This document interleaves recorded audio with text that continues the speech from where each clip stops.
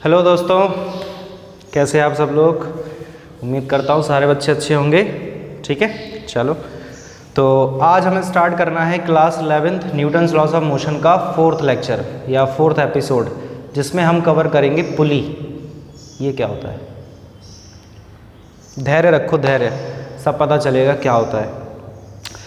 अभी तक 3 लेक्चर हम लोगों ने पढ़ चुके हैं हम लोग न्यूटन्स लॉज ऑफ मोशन पे। पहले लेक्चर में तो मैंने सिर्फ फोर्स के बारे में जनरल इंट्रोडक्शन दिया हुआ था। आपने अगर नहीं देखा है तो यूट्यूब पे टाइप करें क्या, Newton's laws of motion concepts of physics. ठीक है, तो आपको वीडियो मिल जाएगा। सेकेंड लेक्चर में हम लोगों ने क्या पढ़ा हुआ था, न्यूटन के तीनों लॉज के बारे में बहुत डिटेल में चर्चा करी थी। कैसे लॉज होते हैं, कब काम करते हैं, सेकेंड लॉ क्या होता है, थर्ड लॉ क्या होता है, फर्स्ट लॉ क्या होता है, ये सब पढ़ा हुआ था। और थर्ड लेक्चर जो कि बहुत इंपॉर्टेंट लेक्चर था, जो कि पूरे फेस की रीढ़ की हड्डी जिसको कहते हैं, वो कौन सा था, फ्री बॉडी डायग्राम। ठीक है, तो आज के लेक्चर में हमें स्टार्ट करना है पुली। पुली क्या होता है भाई, पुली क्या होता है।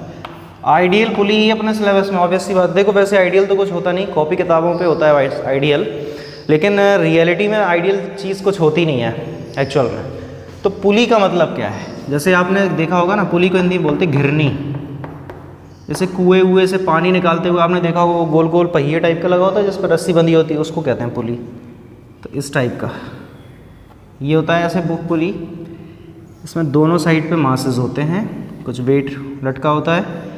इस एक ब्लॉक यहाँ, एक ब्लॉक यहाँ। इसका मास हमने माना m1, इसका मास हम लोगों ने माना m2। ठीक है, एक मिनट ज़रा मैं कैमरा चेक कर लूँ कि ब्लर तो नहीं मार रहा कहीं से कुछ। चलो ठीक है, कोई दिक्कत नहीं। तो ये होता है सिस्टम, m1 और m2 ये दो मासेस हैं, या आप ब्लॉक कह लो। m1 मास का ब्लॉक है और m2 मास का ब्लॉक है। और ये दोनों जो ब्लॉक्स हैं वो एक लाइट स्ट्रिंग से कनेक्टेड हैं, पुली से होते हुए एक लाइट स्ट्रिंग से कनेक्टेड है। ये पूरी स्ट्रिंग सेम है, एक ही स्ट्रिंग है पूरी, ये दो स्ट्रिंग्स नहीं है, पूरी स्ट्रिंग एक ही है। ठीक है, अच्छा अब हमें यहाँ पे पता क्या करना है, पुली में हमें पढ़ना क्या है। पुली में हमें निकालना है इनके एक्सेलरेशंस और इस स्ट्रिंग में जो टेंशन फोर्स लग रहा है वो कितना है। ठीक है, देखो मान लेते हैं कि जो m2 ब्लॉक है वो m1 से बड़ा है, मास उसका m2 का m1 से ज़्यादा है। ठीक है, तो ऑब्वियस सी बात है, जब m2 का मास ज़्यादा है, m1 का मास कम है, तो m2 जो है वो नीचे आएगा। क्लियर बात है, m1 कहाँ जाएगा, वो ऊपर की तरफ जाएगा। तो हम यहाँ पे फ्री बॉडी डायग्राम बनाएंगे दोनों मासेस का, FBD ऑफ m2। ठीक है, अच्छा अब सुनो आप, m2 ब्लॉक जो है वो आ रहा है नीचे की तरफ, तो इसका एक्सेलरेशन a हो जाएगा। m1 ब्लॉक जा रहा है ऊपर की तरफ, तो इसका एक्सेलरेशन a हो जाएगा। यहाँ पे दोनों के एक्सेलरेशन सेम होंगे, जितने एक्सेलरेशन से m2 नीचे आएगा उतने ही एक्सेलरेशन से m1 ऊपर जाएगा, क्योंकि ये पूरा कंस्टेंट मोशन चल रहा है, एक दूसरे से बंधे हुए हैं। वो कंस्टेंट मतलब बंधे होना। ठीक है, तो ऑब्वियस सी बात है कि एक ऑब्जेक्ट की वजह से अगर दूसरी ऑब्जेक्ट मूव कर रही है, तो जितने से ये मूव कर रही है उतने से ये भी मूव करेगी, अगर ये दोनों रस्सी से बंधे हैं। सिंपल सी बात है। तो m2 जो ब्लॉक है वो नीचे की तरफ आ रहा है a एक्सेलरेशन से, m1 जो ब्लॉक है वो ऊपर की तरफ जा रहा है a एक्सेलरेशन से।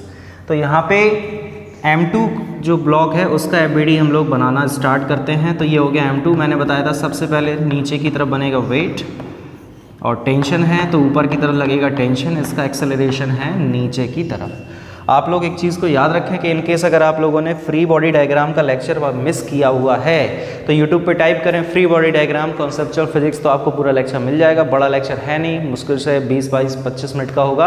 आप उसको फास्ट मोड पे लगा के देख सकते हैं, बहुत सिंपल है। फ्री बॉडी डायग्राम बहुत इंपॉर्टेंट चीज़ है, उसके बिना तो कुछ होगा ही नहीं होगा। ठीक है, तो यहाँ पे मान के चलते हैं कि एक्सेलरेशन जो है वो इसका नीचे की तरफ है। अब जिस डायरेक्शन में एक्सेलरेशन है उस डायरेक्शन का फोर्स बड़ा होता है, ये तो आपको पता ही है। तो यहाँ एक्सेलरेशन नीचे की तरफ है, तो नीचे की तरफ फोर्स कौन सा लग रहा है, m2g। ऊपर की तरफ फोर्स कौन सा लग रहा है, टेंशन। तो यहाँ m2g जो है वो टेंशन से बड़ा होगा। क्यों होगा बड़ा, क्योंकि एक्सेलरेशन m2g की तरफ है। ये ब्लॉक m2g की वजह से ही तो नीचे आ रहा है, टेंशन ऊपर की तरफ लग रहा है, वो रस्सी लगा रही है, स्ट्रिंग की वजह से लग रहा है इस पे m2 पे। ठीक है, तो ये जो ब्लॉक है वो एक्सेलरेशन a उसका नीचे की तरफ है, m2g उसमें बड़ा होगा टेंशन के रिस्पेक्ट में। तो यहाँ पे जो हम न्यूटन की इक्वेशन अप्लाई करेंगे तो किस तरह से अप्लाई करेंगे, देखो न्यूटन की जो इक्वेशन होती है, सेकंड इक्वेशन से जो ये रिजल्ट आता है F = ma। इसको हम अप्लाई करेंगे वाई डायरेक्शन में, इसको हम अप्लाई करेंगे वाई डायरेक्शन में। एफ वाई कितना होगा, बताओ भाई कितना होगा एफ वाई। वाई डायरेक्शन में जो फोर्स है वो कितना होगा, यहाँ m2g है नीचे, टेंशन है ऊपर, दोनों एक दूसरे के ऑपोजिट डायरेक्शन में, इक्वल होते तो कैंसिल हो जाता, बट इक्वल तो है नहीं क्योंकि एक्सेलरेशन है नीचे की तरफ, तो m2g जो है वो टेंशन से बड़ा होगा। तो हम क्या लिख सकते हैं, m2g minus T equal to m, यहाँ पे कितना है m2 है और एक्सेलरेशन तो a है, इसको मान लेते हैं फर्स्ट इक्वेशन। ये हो गई हमारी फर्स्ट इक्वेशन। कोई दिक्कत है, देख लो इतना, इसमें कोई दिक्कत है तो बताओ, कोई समस्या आ रही हो या जो भी दिक्कत है तो बताओ। मेरे ख्याल से इतने में अभी कोई दिक्कत होगी नहीं, बहुत सरल है, ठीक है। चल अब हम बात करते हैं M2 ब्लॉक की। इसका M1 ब्लॉक का FBD यहाँ बनाते हैं, FBD ऑफ M1। तो M1 का FBD जब हम बनाएंगे तो क्या होगा, ये M1 है, नीचे क्या लगेगा बेटा M1G, और ऊपर क्या लगेगा इसमें टेंशन फोर्स, एक्सेलरेशन जो है वो इसका ऊपर ही तो है, इसका M1 का एक्सेलरेशन कहाँ है, ऊपर की तरफ है, तो एक्सेलरेशन इसका ऊपर की तरफ है, तो इसमें टेंशन जो है वो M1G से बड़ा हो जाएगा। जिस डायरेक्शन में एक्सेलरेशन होता है उस डायरेक्शन का फोर्स बड़ा होता है। यहाँ पे एक्सेलरेशन नीचे था तो नीचे वाला फोर्स बड़ा था, यहाँ एक्सेलरेशन ऊपर है तो ऊपर वाला फोर्स बड़ा होगा। तो T बड़ा है M1G से, तो T माइनस M1G करेंगे ना, तो क्या हो जाएगा T माइनस M1G। ये हम लोगों ने लिखा है net force, F equal to M apply करना है, ये है net force equal to M into A, mass into acceleration. ये हो गई हमारे पास सेकेंड इक्वेशन। अब इन दोनों इक्वेशंस को हमें सॉल्व करना है, जिससे हमें क्या मिलेगा, इन ब्लॉक्स का एक्सेलरेशन और इस स्ट्रिंग में टेंशन फोर्स कितना लग रहा है, ये चीज़ हमें पता चल जाएगी, ठीक है। तो पहले आप लोग इतना नोट करें फिर आगे बढ़ते हैं। पहले फटाक से इतना नोट करो जल्दी से, ज़्यादा टाइम लगाना नहीं, ज़्यादा टाइम लेंगे भी नहीं, ठीक है। बिल्कुल जल्दी जल्दी नोट करते चलो फटाक से। हो गया नोट, हो गया नोट कि नहीं हो गया, चलो हो गया, ठीक है। तो अब थोड़ा साफ करते हैं पहले, क्योंकि अब स्पेस चाहिए। इसको हटाते हैं, इसको भी हटाते हैं, इसको भी हटाते हैं, इसको भी हटाते हैं। अब हमारे पास वही जो चीज़ लिखी हुई है वही काम की है बस। तो बेटा पहली इक्वेशन जो है हमारे पास M2G minus T is equal to M2 into a, ये फर्स्ट है। सेकेंड इक्वेशन है हमारे पास T minus M1G is equal to M1A, ये सेकेंड इक्वेशन है। इन दोनों इक्वेशंस को हमें करना है सॉल्व। देखो हम ऐड कर रहे हैं तो ये T से T कैंसिल हो जाएगा, ऐड करेंगे, T ने T को निपटा दिया, T नहीं रहे। अरे यार प्लस है माइनस है तो कैंसिल तो होगा ना यार, इसमें सोचना क्या है इतना। तो यहाँ पे ये क्या बचेगा, M2G minus M1G is equal to, ये ब्रैकेट यहाँ पे आ जाएगा M2A प्लस M1A। अब आप लोग यहाँ से अगर G को कॉमन करेंगे तो मिलेगा M2 minus M1 is equal to, A को कॉमन करेंगे तो मिलेगा M1 प्लस M2। तो बेटा यहाँ से जो एक्सेलरेशन आ जाएगा वो आएगा M2 minus M1 into g upon M1 plus M2। ये आ चुका है हमारे पास एक्सेलरेशन ऑफ ब्लॉक, मतलब जो ब्लॉक कनेक्टेड थे पुली से उनका एक्सेलरेशन आ चुका है कि इतने एक्सेलरेशन से ब्लॉक जो है वो मूव करेंगे, ठीक है।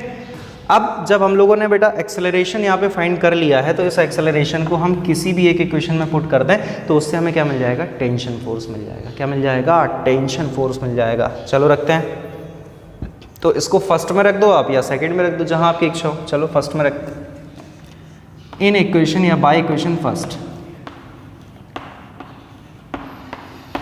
क्या है, M2G minus T is equal to M2 into a, ये इक्वेशन है। और बेटा ए की वैल्यू ये है पूरी हमारे पास, ठीक है। M2 minus M1 G upon M1 plus M2, ये है। यहाँ से हमें फाइंड करना है T, तो T को उधर ले जाएंगे, जब माइनस का उधर जाएगा प्लस हो जाएगा। ये शिफ्टिंग करा रहा है बस, और कुछ नहीं, मैथमेटिक्स है। अब तो इस पूरी चीज़ को उधर लेके आएंगे तो M2G एज इट इज़ रहेगा, तो M2G as it is minus M2G bracket में है हमारे पास m2 minus m1 upon m1 plus m2, ये है। बताओ कोई दिक्कत है? सर मैथमेटिक्स है यार, फिजिक्स तो है नहीं यहाँ पे, सिर्फ मैथमेटिक्स लग रही है। एलसीएम ले लो, ये 1 है अपॉन में, एलसीएम कितना आ जाएगा यहाँ पे m1 प्लस m2, एलसीएम आ चुका है। और यहाँ से हम कुछ कॉमन कर सकते हैं चीज़ों को, m2g यहाँ से मेरे ख्याल से कॉमन आ जाएगा, तो यहाँ पे 1 होगा, तो m1 प्लस m2 जाएगा ऊपर, m1 प्लस m2 माइनस ये, और ये माइनस का हो जाएगा, माइनस का मल्टीप्लाई करा देना, सो m2 माइनस का हो जाएगा और प्लस का m1 हो जाएगा, ये चीज़ हो जाएगी। तो यहाँ से m2 और m2 हो गया कैंसिल, m1 हो गया 2m1 इंटू बाहर जो भी लिखा हुआ है, तो आ जाएगा 2m1 m2g upon m1 plus m2। ये आ चुका है टेंशन इन द स्ट्रिंग। बताओ कोई दिक्कत है? ये हम लोगों ने फाइंड कर लिया है टेंशन इन द स्ट्रिंग। तो दो चीज़ों को हमें यहाँ फाइंड करना था, एक्सेलरेशन को और हमें फाइंड करना था टेंशन को। तो एक्सेलरेशन और टेंशन जो है वो दोनों ही चीज़ें हम लोगों ने फाइंड कर ली हैं। ये हो गया एक्सेलरेशन और ये हो गया हमारा टेंशन, ठीक है? तो नोट करो आप लोग फटाक से, इतनी बात में कोई दिक्कत है तो बताओ। तो भाई ये आ चुका है हमारा एक्सेलरेशन और टेंशन दोनों ही। अब इसके बाद देख लेते हैं इस पर एक क्वेश्चन, चलो इसको मिटाते हैं। अच्छा एक चीज़ आप लोग और याद रखेंगे, थोड़ा सा मैं और बताऊंगा इसमें। एक चीज़ याद रखना, ये जो बेटा हम लोगों ने एक्सेलरेशन और टेंशन निकाला है, ये सिर्फ वैलिड होगा यू शेप की पुली के लिए। जो पुली अभी बनी थी वो यू शेप की थी, देखा था, यू शेप की पुली थी। ये जो फॉर्मूले हैं वो सिर्फ यू शेप की पुली के लिए होते हैं, ठीक है? वैसे तो मैं आपको यही सलाह दूंगा, एडवाइस दूंगा कि आप इसको याद ना करें, आप इसको एज अ फॉर्मूला याद ना करें, सिर्फ कॉन्सेप्ट समझो। करना क्या है, कंपोनेंट करना है, ठीक है? और फिर F = m हमें अप्लाई करना है। चलो देखते हैं, बताते हैं। पहले देख लेते हैं इस पर एक क्वेश्चन, ठीक है? इसको हटाते हैं।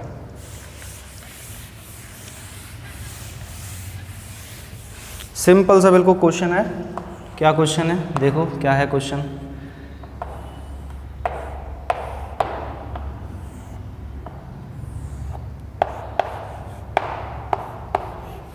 ये दो ब्लॉक्स हैं m1 और m2।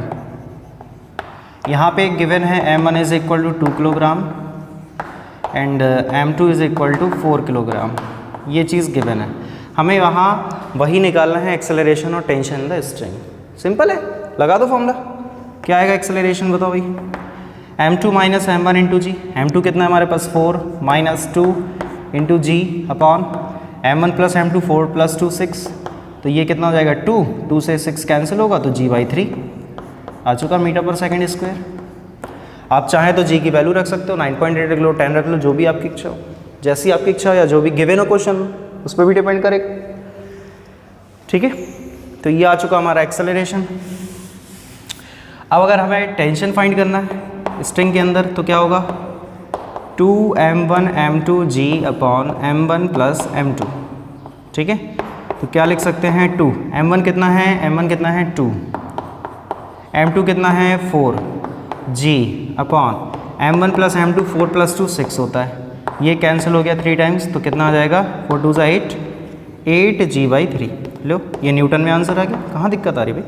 तो सिंपल से, बिल्कुल सिंपल है, सरल से एकदम, ठीक है? इसको नोट करो जल्दी से, इसको नोट करें, फिर मैं आगे बताता हूँ कि ये जो फॉर्मूले हैं वो यू शेप की पुली के लिए। इनकेस अगर यू शेप की पुली ना हो, किसी और शेप का कुछ सिस्टम हो, तो क्या करेंगे, ठीक है? चलो इसको हटा दें, ओके, इसको हटाते हैं।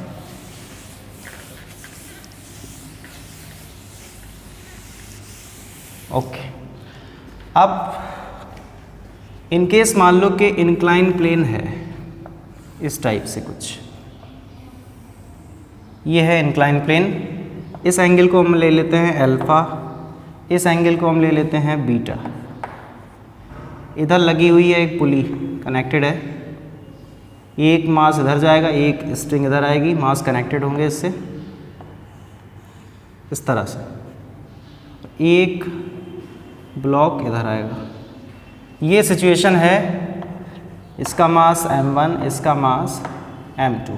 हमें वही दो चीज़ें फाइंड करना है, acceleration of the blocks and tension in the string. अब क्या करेंगे, सिंपल है, कुछ नहीं करना। सबसे पहले बनाएंगे FBD दोनों ब्लॉक्स का, m1 और m2 जो दो ब्लॉक्स हैं उन दोनों ब्लॉक्स का हम बनाएंगे FBD फ्री बॉडी डायग्राम। उसके बाद बस वही काम करना है जो अभी तक करते रहे। तो सबसे पहले हम करेंगे m1 का FBD बनाएंगे। तो लिखेंगे FBD ऑफ m1। तो m1 का FBD हम बनाएंगे तो ये हो गया m1। देखो मैंने आपको बताया था FBD में जब लेक्चर पढ़ाया था कि FBD बनाने के लिए आप किसी भी ऑब्जेक्ट का शेप साइज़ चेंज नहीं करेंगे, ना ही उसका आप कॉन्फ़िगरेशन चेंज करेंगे। ऐसा नहीं है कि कोई ऑब्जेक्ट किसी एंगल पे रखी है, आप सोचो नहीं यार मुझे सुविधा नहीं हो रही, तो अपनी सुविधा के लिए आप सीधा रख लो उसको, गड़बड़ हो जाएगा सब, ठीक है। तो आप किसी भी ऑब्जेक्ट का कॉन्फ़िगरेशन चेंज नहीं करेंगे। जैसे ये ऑब्जेक्ट इस तरह से रखी है तो इसको ऐसे ही रखेंगे आप, समझना बात को, ठीक है। अब करना क्या है, सबसे पहले तो वेट आएगा, तो इसका वेट कितना होगा, नीचे की तरफ होगा m1g, ठीक है। और मैंने बोला था कि यहाँ पे देखो ये क्या लग रहा है, कॉन्टैक्ट सरफेस है तो ऑब्वियस सी बात है एक नॉर्मल फोर्स लगेगा, ये जाएगा नॉर्मल फोर्स, और ये स्ट्रिंग है तो स्ट्रिंग इस पर लगाएगी एक टेंशन फोर्स, ठीक है।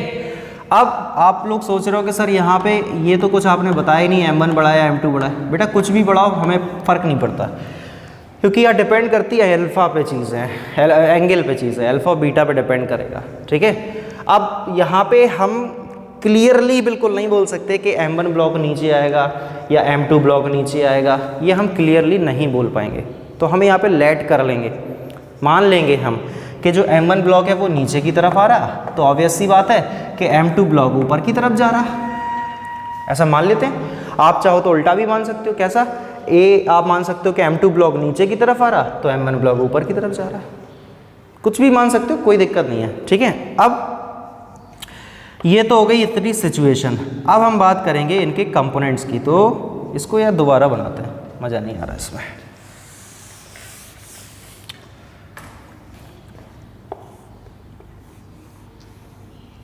ये है m1, इस पे नीचे की तरफ लग रहा है m1g, ठीक है।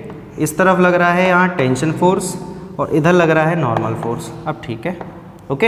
अच्छा, अब हम करेंगे यहाँ पे m1g के कंपोनेंट। क्यों करेंगे, क्योंकि यहाँ पे कोई भी फोर्स जो है वो x और y एक्सिस के अलोंग तो दिखाई नहीं दे रहा, तो हम उसको x और y के अलोंग ले आने की कोशिश करेंगे।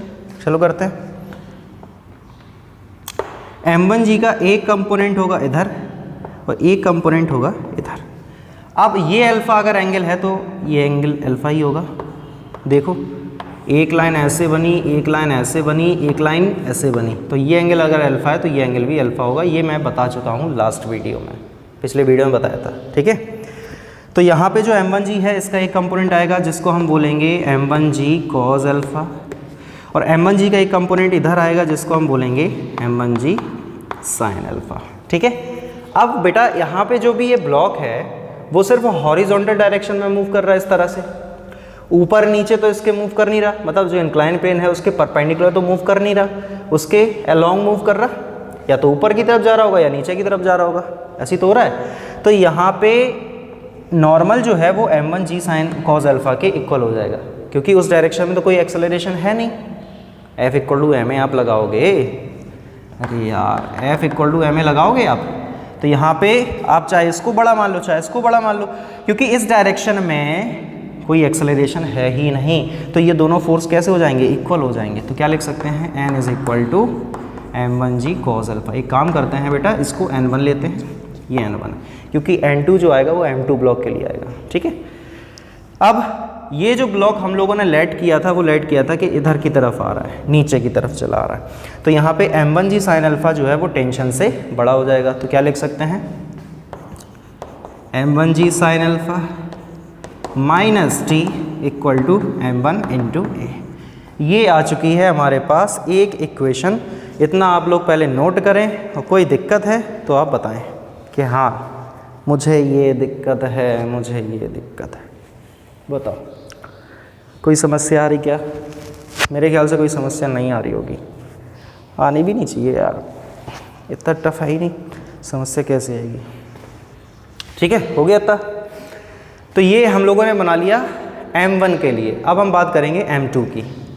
तो हम बनाएंगे F B D of M2। तो ये जो हमारा दूसरा वाला ब्लॉक है M2, अब उसका एफ बी डी हम ड्रॉ करेंगे तो क्या होगा, M2 इस तरह से रखा हुआ था, ये M2 है, इस पे नीचे की तरफ क्या लगेगा M2G, और स्ट्रिंग ऊपर है तो ये लग जाएगा यहाँ पे टेंशन। क्या टेंशन में हम T1 और T2 नहीं लिखेंगे? नहीं, जब तक स्ट्रिंग चेंज नहीं होगी तब तक टेंशन चेंज नहीं होगा। ये पूरी स्ट्रिंग यहाँ से लेके यहाँ तक पूरी एक ही स्ट्रिंग है, ये पूरी एक ही स्ट्रिंग है। जब तक स्ट्रिंग चेंज नहीं होगी तब तक टेंशन चेंज नहीं होगा। स्ट्रिंग चेंज होगी, टेंशन तुरंत चेंज हो जाएगा। तो यहाँ पे T टेंशन माना था तो यहाँ पे भी T रहेगा, ठीक है। अब इधर पे एक कॉन्टैक्ट सरफेस है, तो इस कॉन्टैक्ट सरफेस की वजह से यहाँ पे क्या आएगा, एक नॉर्मल आएगा जिसको हम बोल देंगे N2, ठीक है, ओके। अब M2G के फिर से कंपोनेंट करने पड़ेंगे जैसे हमने यहाँ M1G के किए थे। देखो एक लाइन यहाँ है, इसका एक कंपोनेंट इधर है, एक कंपोनेंट इसका इधर है। ये एंगल अगर बीटा है तो ऑब्वियस सी बात है ये एंगल भी बीटा होगा। ये सिर्फ एक जनरल ज्योमेट्री है, आप देख सकते हो अप्लाई करके, ठीक है। तो एक कंपोनेंट इधर, एक कंपोनेंट इधर, और एंगल जो है वो बीटा कौन सा वाला बनेगा, ये वाला बनेगा। तो ये वाला एंगल जो है वो क्या हो जाएगा, बीटा। तो M2G का इस डायरेक्शन में जो कंपोनेंट आएगा वो कितना आ जाएगा, M2G cos बीटा। देख लो आप, आ जाएगा। और इसका इधर कंपोनेंट जो आएगा वो कितना आ जाएगा, M2G sin बीटा, ये आ जाएगा। ये दो कंपोनेंट हो जाएंगे। अब फिर से वही सिचुएशन है कि इस डायरेक्शन में तो पार्टिकल ये ब्लॉक मूव कर नहीं रहा, तो इस डायरेक्शन के फोर्स होंगे आपस में इक्वल, तो N2 होगा इसके इक्वल। तो हम क्या लिख सकते हैं, N2 is equal to M2G cos beta, ये लिख सकते हैं।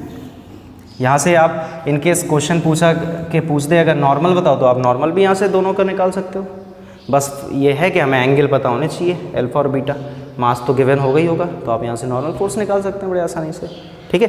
लेकिन फिलहाल एक्चुअल में हमें निकालना है एक्सेलरेशन और टेंशन, और उसमें जो चीज़ आएगी तो मैं आपसे फिर से वही बोलूँगा कि बेटा ये कोई फॉर्मूला नहीं है, हो सकता है कोई और शेप आ जाए, फिर आप उसको भी याद करते। ऐसे तो बहुत सारे शेप बनेंगे, ऐसे आप याद ही करते रहोगे। तरीका समझ लो बस, एफबीडी बनाया, न्यूटन की सेकंड इक्वेशन से जो हमें रिजल्ट मिलता है उसको अप्लाई किया, इक्वेशन बननी चली जाएंगी, फिर उनको सॉल्व करना है मैथमेटिकली। अब ये वाला ब्लॉक जा रहा था नीचे, तो ऑब्वियस सी बात है ये वाला ब्लॉक जा रहा होगा ऊपर। देखो ऊपर माना था, तो ये वाला ब्लॉक जा रहा है ऊपर की डायरेक्शन में, ऊपर फोर्स लग रहा है टेंशन, टेंशन बड़ा हो जाएगा, M2G sin बीटा छोटा हो जाएगा। तो हम क्या लिख सकते हैं, T minus M2G sin beta is equal to M2 into a, और इसको हम मान लेंगे सेकेंड इक्वेशन अपनी। फर्स्ट इक्वेशन, सॉरी अरे यार, फर्स्ट इक्वेशन हमारी ये आ चुकी थी, सेकेंड इक्वेशन हमारे पास ये आ चुकी है। इन दोनों को मैथमेटिकली हमें करना है सिर्फ सॉल्व, और इनको जब हम मैथमेटिकली सॉल्व कर लेंगे तो उससे हमें क्या मिल जाएगा, एक्सेलरेशन और टेंशन दोनों मिल जाएंगे। करते हैं, चलो सॉल्व बताओ कैसे करेंगे। सिंपल है, दोनों इक्वेशंस को ऐड कर दें, फर्स्ट और सेकंड को ऐड करेंगे, जिससे क्या होगा, टी कैंसिल हो जाएगा। पहले एक काम करते हैं, थोड़ी साफ़ सफाई कर ली जाए, ठीक है। इतना नोट हो गया होगा, देख लो अच्छा पहले एक बार हो गया कि नहीं। मैं जरा कैमरा भी 1 मिनट चेक कर लूँ। ठीक है, कुछ सही है, सही चल रहा है। चलो ओके, मिटा दें, हटा रहा है इसको, ठीक है, ओके चलो हटा दिया। ओहो, ये इक्वेशन नहीं तो काम आएगी अभी, चलो इतना ठीक है। तो अब हमारे पास दो इक्वेशंस हैं, कौन कौन सी, दोनों दो इक्वेशंस हैं हमारे पास। पहली इक्वेशन कौन सी है, M1G sin alpha minus T is equal to M1 into a. ये तो हमारी फर्स्ट इक्वेशन थी, यही वाली लिखी है। सेकेंड इक्वेशन हमारे पास है T minus M2G sin beta is equal to M2 into a, ये सेकेंड इक्वेशन है।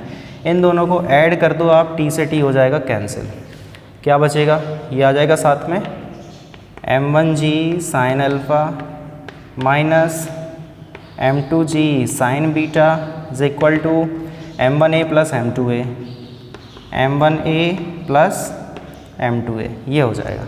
अब यहाँ से आप G को कॉमन कर सकते हैं, तो M1 sin alpha minus M2 sin beta ये रहेगा, ठीक है। और इक्वल में क्या हो जाएगा, यहाँ पे A को कॉमन कर सकते हो, सो M1 प्लस M2 ये आ जाएगा। बताओ भाई कोई दिक्कत है।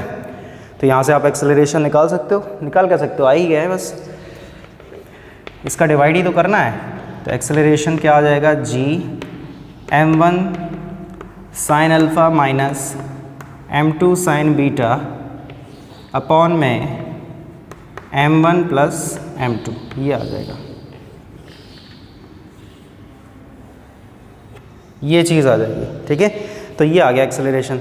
अब आपको अगर लग रहा हो कि यार सर ये तो हमें याद करना पड़ेगा, अरे नहीं यार, याद करना ही नहीं है। मैं तो आपसे बार बार बोल रहा हूँ कि हमें इसको याद नहीं करना है, हमें इनको याद नहीं करना है, तरीका बस समझना है। समझ लिया होगा तो फिर दिक्कत नहीं होगी, नहीं समझा होगा तो फिर दिक्कत ही दिक्कत होगी, होती रहेगी फिर तो। ठीक है, चलो हो गया इतना।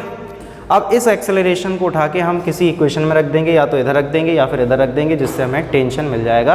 अब की बार हम रखते हैं इसको सेकंड इक्वेशन में, आप चाहें तो फर्स्ट में रख सकते हैं, ऐसा कोई बाउंडेशन नहीं है। ठीक है, तो by equation second, equation second है हमारे पास t minus m2g sine beta, m2g sine beta is equal to m2 into a, ये आ जाएगा। ठीक है, तो यहाँ पे e की वैल्यू रख दो आप, क्या हो जाएगा भाई, t minus m2g sine beta is equal to m2, और a की वैल्यू क्या है हमारे पास, g, इस g को भी बाहर ही निकाल देते हैं क्योंकि वो वैसे ही कॉमन था, अपॉन में m1 sine alpha minus m2 sign beta, m1 sine alpha minus m2 sign beta, और अपॉन में क्या रहेगा बेटा, m1 प्लस m2। अब मुझे ज़रा बोर्ड कैमरा चेक करना पड़ेगा, कहीं ये फ्रेम के बाहर तो नहीं निकल गया, नहीं ठीक ठीक, बच गया बच गया, बाल बाल बच गया, बिल्कुल बाल बाल बच गया यार। ओके, नाउ करते हैं आगे सॉल्व। इस पूरी चीज़ को आप उधर शिफ्ट कराएंगे, पॉजिटिव हो जाएगा। क्या लिख सकते हैं, t is equal to m2g sine beta, और ये रहेगा पॉजिटिव, अरे ये पॉजिटिव हो गया ना, तो ये तो ऑलरेडी पॉजिटिव था ही, m2g bracket m1 sine alpha minus m2 sign beta divided by m1 plus m2, ये रहेगा। बताओ सही चल रहा है, कोई दिक्कत तो नहीं आ रही? ठीक है, अब यहाँ पे कुछ कॉमन वगैरह आ जाएगा, फिर एलसीएम भी आ जाएगा। तो कॉमन लेते हैं m2g को और लेते हैं साथ में एलसीएम, क्या, m1 प्लस m2, ये आ गया एलसीएम। क्या लिखोगे आप बताओ इसको, ये साइन बीटा तो रहेगा ही रहेगा, m2g कॉमन में चला गया, m1 प्लस m2 जाएगा इसके साथ, तो m1 मल्टीप्लाई भी करा दे रहे हैं, m1 plus m2 into sine beta, तो m1 sign beta plus m2 sign beta plus, अब इसका मल्टीप्लाई तो होना नहीं क्योंकि ये तो कॉमन आ चुका था, ये रहेगा बस, क्या रहेगा, m1 साइन अल्फ़ा माइनस, थोड़ा ब्रैकेट को और बड़ा करना पड़ेगा, माइनस m2 साइन बीटा। तो m2 साइन बीटा और m2 साइन बीटा हो रहा कैंसिल, एक दूसरे को इन्होंने कर दिया क्या, कैंसिल। अब क्या बचेगा, अब थोड़ा मिटाना पड़ेगा मुझे, बोर्ड को सफाई करनी पड़ेगी थोड़ी सी। इधर चलो डायग्राम को पकड़ते हैं, लो ठीक है, क्या रहेगा, जो भी अब बचेगा वही आंसर है, m1 साइन बीटा और m1 साइन अल्फ़ा। पिछली बार m1 हो गए थे तो वो ऐड हो गए थे, लेकिन यहाँ पे एंगल की वजह से वो ऐड नहीं होगा। ठीक है, सो t इज़ इक्वल टू आ जाएगा हमारे पास फाइनली, अच्छा m1 आप कॉमन ज़रूर कर सकते हो, यहाँ से m1 कॉमन आ जाएगा, m1 कॉमन आ गया, m2 ऑलरेडी था, g भी था, ब्रैकेट में बचेगा sine alpha plus sign beta, sine alpha plus sign beta, और डिवाइड में क्या रहेगा हमारे पास, m1 प्लस m2, ये आ गया। कहाँ दिक्कत आ रही भाई?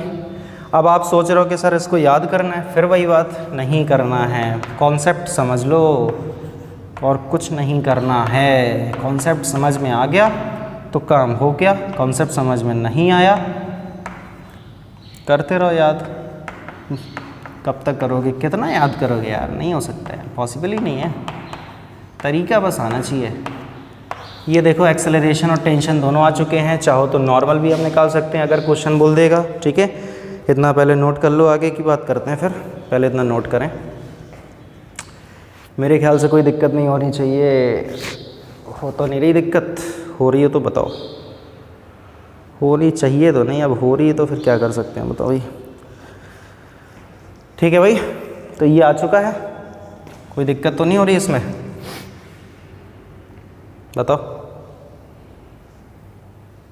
हो रही हो तो बता दो, दिक्कत हो रही हो तो। मेरे ख्याल से नहीं होना चाहिए। ठीक है, और यार तुम लोगों से मेरा ये कहना है यार थोड़ा सा कि वीडियो यार तुम लोग देखते हो, ठीक है, अच्छी बात है, थोड़ा यार कुछ कमेंट वगैरह किया करो, उस पर पूछा करो कुछ क्वेश्चन। लाइव चैट पे तो पूछते हो, और उस पर भी सिर्फ गुड इवनिंग सर यही चलता रहता है। कुछ क्वेश्चन पुटअप करो, कमेंट करो, तो उससे थोड़ा यार ये होता है कि एक मुझे भी लगता है एक अपने आप में कि हाँ यार चलो आप लोग देख तो रहे हो अच्छे से, क्योंकि देख तो मेहनत तो करते हैं यार। तो थोड़ा अगर आपकी तरफ से एक पॉजिटिव रिस्पांस मिलता है, मतलब आप कमेंट और लाइक करते हैं, तो उससे क्या होता है कि हम लोगों को ये लगता है कि हाँ एक पॉजिटिव रिस्पांस आ रहा है, तो हम लोग ये सोचते हैं कि आगे आने वाले वीडियो में कुछ और अच्छा करेंगे, कुछ और अच्छा करेंगे। ठीक है, तो यही किया करो, तो शेयर भी किया करो थोड़ा वीडियो को। ठीक है, चलो फिर आज की वीडियो में इतना ही रखते हैं, मिलते हैं अपने नेक्स्ट वीडियो में नेक्स्ट टॉपिक के साथ। तब तक सारे बच्चे अपना ख्याल रखेंगे, पढ़ाई करते रहेंगे। जय हिंद।